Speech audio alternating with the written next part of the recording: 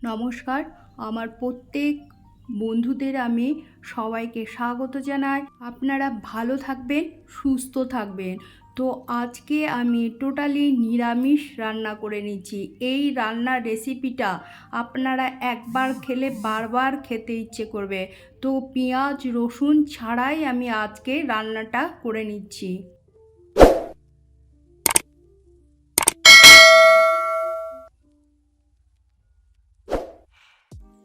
তো বন্ধুরা, আমি এখানে ময়দা নিয়ে নিলাম।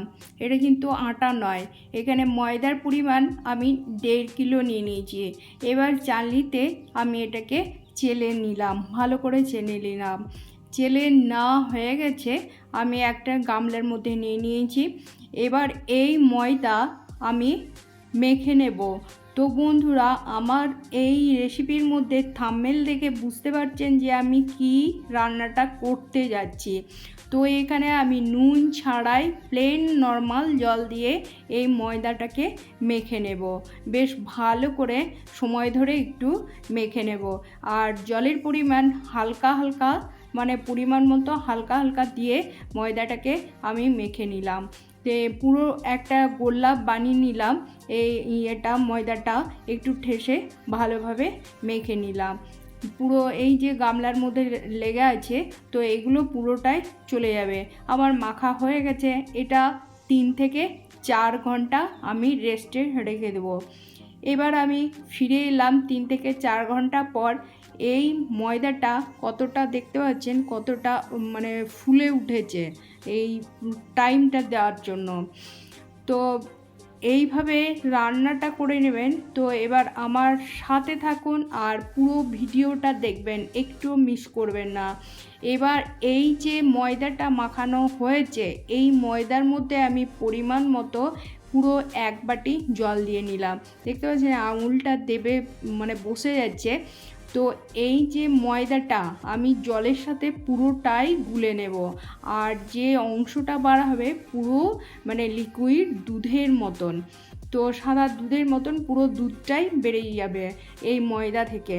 পুরো চটকে আমি এই সাদা অংশটা বার করে নেব। যতক্ষণ না সাদা অংশটা বের হবে, এই জল দিয়ে দিয়ে আর মেখে এরকম যে আমি এই যে মুঠোয় নিয়ে নিয়ে এই সাদা অংশটা বার করে নিচ্ছি, এটা বার করে নিতে হবে। আপনাদের প্রত্যেককেই বলে নিচ্ছি। তো এইভাবে এই চটকে চটকে নিয়ে নিলাম। পুরো জলের মধ্যে গুলে গেছে, দেখতে পাচ্ছেন। এবার এই সাদা অংশ, দুধের অংশটা আমি একটা বাটি বা যে কোনো জিনিসের মধ্যে নিয়ে নিলাম। এটা বেসিনের মধ্যেও একসঙ্গে হয়ে যায়, কিন্তু আমি বেসিনে নিয়ে যাইনি, এই বাটির মধ্যে নিয়ে নিলাম। পুরোটা দেখতে পাচ্ছেন পুরো লিকুইড দুধের মতো হয়ে গেছে। এবার আবারও জল দিয়ে নিলাম। এইভাবে আমি লাগাতার জল দিয়ে দিয়ে পুরো দুধটাকে বার করে নেব। তো অবশিষ্ট অংশগুলো দেখতে পাচ্ছেন এখন থেকেই, মানে আমার হাতের মুঠোতে কী অংশ দাঁড়াচ্ছে আপনারা বুঝতে পারছেন, বা এর আগে খেয়েছেন কিনা জানি না।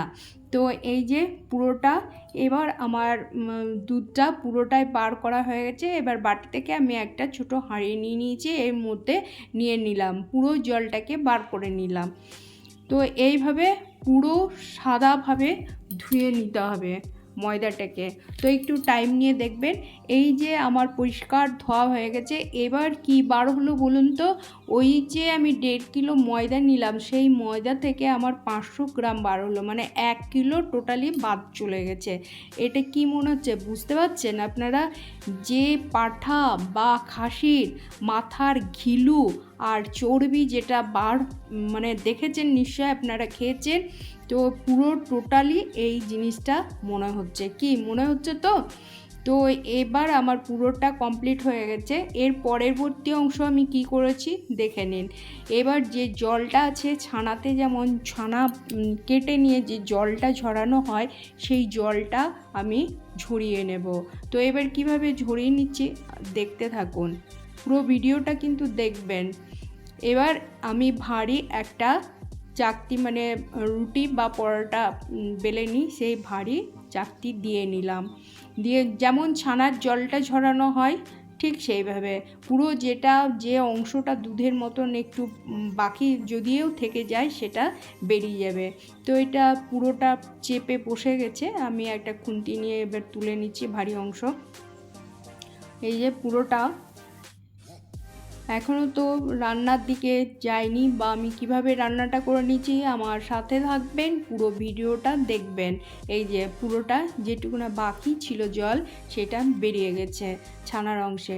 এবার আমি নিয়ে নিলাম, দেখতে পাচ্ছেন তো ছানার মতন জলটা যেভাবে বার করা হয়। এবার আমি আপনারা যেভাবে নিতে পারেন, আমি ছোট ছোট করে এটাকে আমি গোল্লা করে নিলাম, দেখতে পাচ্ছেন। তাহলে ময়দার ভেতরে আমাদের কি থাকে আমরা বুঝতে পারি না। তো এইভাবে আমি আজকে রেসিপিটা বানিয়ে নিচ্ছি। এই যে পুরো আমি সব গোল্লাগুলো এইভাবে বানিয়ে নেব। তো চর্বির যে একটা টান থাকে দেখতে পাচ্ছেন, এই যে টেনে নিচ্ছি, মানে পুরো টানটা আছে সেই টানের মতন এইভাবে নিয়ে আমি খণ্ড খণ্ডভাবে নিয়ে এইভাবে বানিয়ে নিচ্ছি। আমার বানানো কমপ্লিট হয়ে গেল, এইভাবে বানিয়ে নিলাম। তো দেখতে পাচ্ছেন 500 গ্রামের মধ্যে কতটা হচ্ছে। এবার আমি ফ্রাই প্যান বসিয়ে নিলাম, এটা আমি সাদা তেল নিয়ে গরম করে নিয়েছি।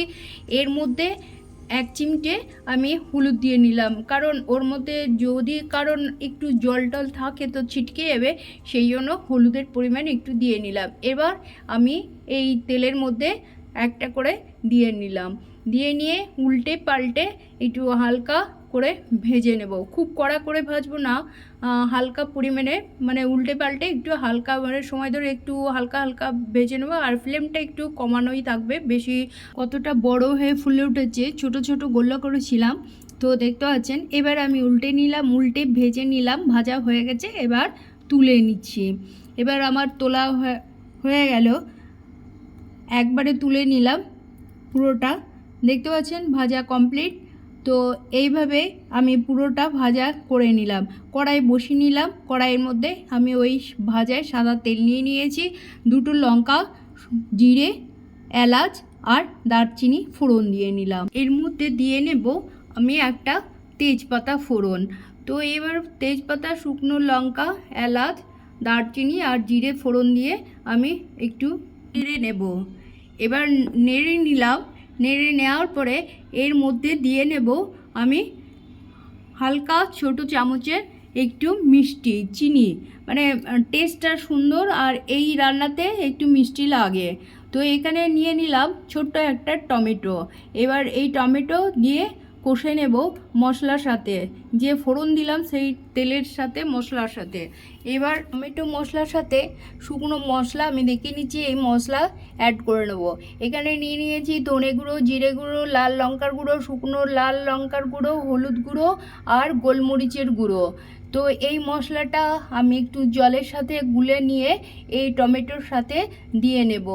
এবার আমি জলের সাথে গুলে নিলাম, গুলে নিয়ে এই টমেটোর মধ্যে দিয়ে নিলাম। এবারও আমি নাড়াচাড়া করে নেব, মশলাটাকে কষে নেব যতক্ষণে না তেল ছেড়ে। এবার জল শুকিয়ে গেছে, এবার হালকা আস্তে আস্তে তেলটা ছেড়ে দিচ্ছে। আমি খুন্তি দিয়ে নিয়ে নিলাম, এর মধ্যে দিয়ে নিলাম 1 চিমটে মানে 1 চামচ মতন আদা গ্রেট করে নিয়ে, আবারও আদা গ্রেট করে দিয়ে পরে আবারও মশলাটাকে কষে নিলাম। এর মধ্যে নিয়ে নিলাম আমি পরিমাণ মতো 1 চামচ আর 1/2 চামচ নুন। এই নুন দিয়ে আবারও মশলাটাকে ভালোভাবে নাড়াচাড়া করে কষে নিলাম। কষে নিয়ে সামান্য পরিমাণে জল দিয়ে নেব। তো বন্ধুরা, আপনারা কে কোথা থেকে দেখছেন তো কমেন্ট বক্সে জানাবেন। আর যারা পুরাতন আছে তারা দেখবেন, আর যারা নতুন এখনও পর্যন্ত আমার চ্যানেলটা সাবস্ক্রাইব করেননি বা এখনও পর্যন্ত দেখেননি, তো আপনারা আমার চ্যানেলটাকে সাবস্ক্রাইব করবেন এবং পুরো ভিডিওগুলো দেখবেন। এবার যে মশলা কষে নিলাম সেই মশলার সাথে এবার বড়াগুলো দিয়ে নিলাম, দিয়ে নিয়ে মশলার সাথে আরও নাড়াচাড়া করে 2 থেকে 3 মিনিট কষে নিলাম মশলার সাথে। এবার কালারটা দেখতে পাচ্ছেন। এবার আমি পরিমাণ মতো জল দিয়ে নেব। প্রথমে আমি হালকা জল দিয়ে মশলার সাথে একটু নাড়াচাড়া করে নিলাম, এবারে পুরোপুরি জল দিয়ে নেব। তো নিরামিষ দিনে আপনারা এইভাবে এই রেসিপিটা ফলো করে রান্না করে নেবেন, দেখবেন ভালো লাগবে। অন্য কিছু হাতের কাছে না থাকলে আপনারা নিরামিষ দিনে এইভাবে রান্নাটা করবেন। এবারে আমি পরিমাণ মতো আবারও জল দিয়ে নিলাম, জল দিয়ে আবারও নাড়াচাড়া করে নিলাম, নিয়ে এবারে আমি ঢাকা চাপা দেব। এই যে নাড়াচাড়া করে নিলাম। কালারটা দেখতে পাচ্ছেন, এত সুন্দর কালারটা আর এত সুন্দর টেস্টটা হবে আপনারা জানতেও পারবেন না। তো এবার ঢাকা চাপা দিয়ে নিলাম, আবারও ফিরে এলাম, ঢাকা চাপা তুলে নিলাম। ফুটে উঠেছে, দেখতে পাচ্ছেন ফুটছে কত সুন্দর। তো এবার আমি নামিয়ে নেব, আমার হয়ে গেছে। এর মধ্যে দিয়ে নেব নামানোর আগে 1 চামচ ঘি। মানে দেখবেন খাসির চর্বি বা মাংস রান্না করলে ঘি না দিলেও কত সুন্দর একটা টেস্ট হয়। তো এর মধ্যে আমি ঘির পরিমাণটা 1 চামচ মতন দিয়ে নিলাম। দেখবেন টেস্টটা দারুণ। আর এইভাবে রান্নাটা করবেন, পুরো মাংসর টেস্টের থেকে এই টেস্টটা মানে হার মানিয়ে দেবে, মাংসকে হার মানাবে। তো নিরামিষ দিনে এইভাবে রান্না করবেন, দেখবেন ভালো লাগবে। তো এখানেই রাখলাম, পুরো দেখতে পাচ্ছেন কালারটা, এখানেই রাখলাম। ধন্যবাদ।